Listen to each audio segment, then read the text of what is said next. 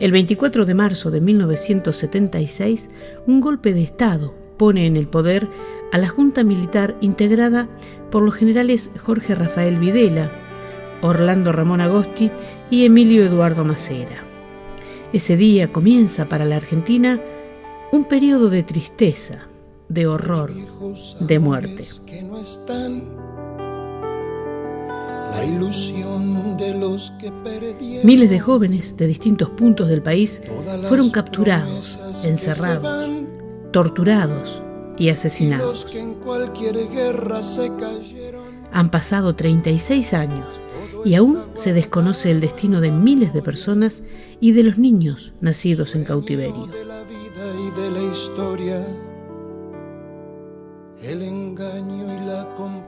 Para que la memoria permanezca,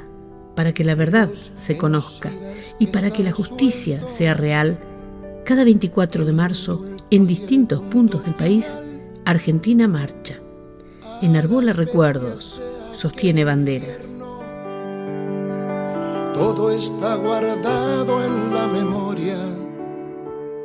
sueño de la vida y de la historia. Como hacemos todos los años, estemos donde estemos, cuando llega la época del 24 de marzo, puede ser el 23 o el 25, digamos, esa semana tiene que ser de un útil y fuerte ejercicio de la memoria, como una de las partes claves para poder entender la historia. Y ponerle fortaleza y vigor a la memoria es que siempre haya un recordatorio y un repudio al golpe de Estado de 1976. Por eso hicimos en Bariloche este encuentro, donde presentamos a compañeras que escribieron libros sobre la época de la militancia de los 70 y sobre la dictadura, donde participó mucha gente de Bariloche, sobre todo gente joven, a la cual le transmitimos de alguna manera, de generación a generación, nuestra propia experiencia de lo que fue esa época. El 24 de marzo de 2012, en Bariloche estuvo presente Osvaldo Nemirosi, quien organizó una actividad especial en la que participaron Cristina Zucker, autora de El tren de la victoria, y Adriana Robles, militante y escritora del libro Perejiles, los otros montoneros. El color de sus nacimientos. Durante la época de la dictadura, la palabra perejil se usaba también en los campos de concentración para agredir a muchos de los detenidos desaparecidos, para hacerlos sentir mal, para hacerlos sentir que los jefes los entregaban y que ellos eran unos tipos que no valían nada. Yo cuando elegí ponerle este nombre al libro, lo hice pensando en mi propia referencia, porque es un libro autorreferencial en un sentido, porque yo cuento una etapa de mi vida en la que militaba en la organización Montoneros. Y el hecho de poner Perejiles, los otros montoneros, era poner que nosotros, que éramos los más chicos por ahí generacionalmente de ese grupo de militantes, y que muchos nos decíamos, entre nosotros mismos, Perejil, callate, vos qué sabés, porque algunos tenían pretensiones de grandes analistas políticos, y entre nosotros mismos nos decíamos esas cosas, poder mostrar que desde arriba hasta abajo de esa organización de militancia, todos teníamos un compromiso similar. Los otros montoneros, quiere decir esos a los que nadie les daba bolilla, esos que la gente pensaba que éramos perejiles, también teníamos un compromiso. Y teníamos un compromiso basado en una comprensión de la Argentina en la que estábamos, una Argentina que era muy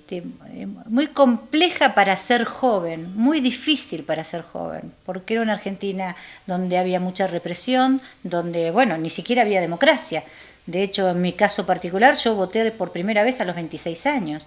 porque nunca hubo un momento en el que yo pudiera tener acceso a un gobierno democrático por un periodo más o menos largo. El único que conocí entre mis 16 y mis 26 años fue la breve etapa de Cámpora y Perón en el 73-74. Fuera de ese periodo yo no conocí democracia alguna. Entonces, para los jóvenes de esos años era muy difícil todo, era muy difícil expresarse, no solo desde la política, porque la gente piensa por ahí, o cuando uno recuerda esos años, recuerda básicamente la falta de acceso a los derechos políticos. Pero la verdad es que en todos los campos de la expresión de la vida de la juventud había una fuerte represión. Los que vivimos el 24 de marzo del 76, es bueno que se lo contemos a las generaciones más jóvenes. los aspectos culturales, los aspectos, por ejemplo, del rock, que eso también muchísimos músicos de rock cuentan lo que era en los años 60 y 70 vivir esa expresión musical, que era una expresión musical novedosa, que a ellos les costaba que todas las noches por ahí los llevaran presos, les cortaran el pelo. Había una agresión hacia la juventud muy fuerte, por supuesto también hacia los adultos de esa época que querían ejercer sus derechos políticos, pero era digamos, un momento de la historia que fue particularmente difícil para nosotros, para crecer, para formarnos, y creo que esa experiencia que nosotros vivimos nos hizo ser militantes tan convencidos de lo que hacíamos, ¿no? Porque esa es otra cosa que también yo quise expresar en el libro. Con la dictadura hubo toda una forma de manipular la opinión pública, en el sentido de que éramos todos niños que nos llevaban de las orejas, que nos llevaban traídos de los pelos, que nos lavaban el cerebro, y que por eso nosotros habíamos caído en esas prácticas políticas, en general, bueno, básicamente aludiendo a la lucha armada. Pero la realidad es que de los que yo he conocido, que son muchos compañeros, y que eran pibes de mi edad en esa época, estamos hablando de chicos de 18, 19, 16, no más de 20 años, todos tenían una fuerte convicción, y muchos de ellos, muchos de los que son hoy desaparecidos, yo creo que perdieron su vida en una causa que para la que estaban preparados para darla, digamos, ¿no? Es decir,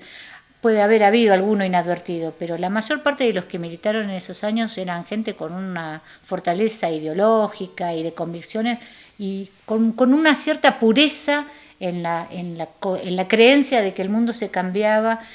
participando y militando y estando ahí, ¿no?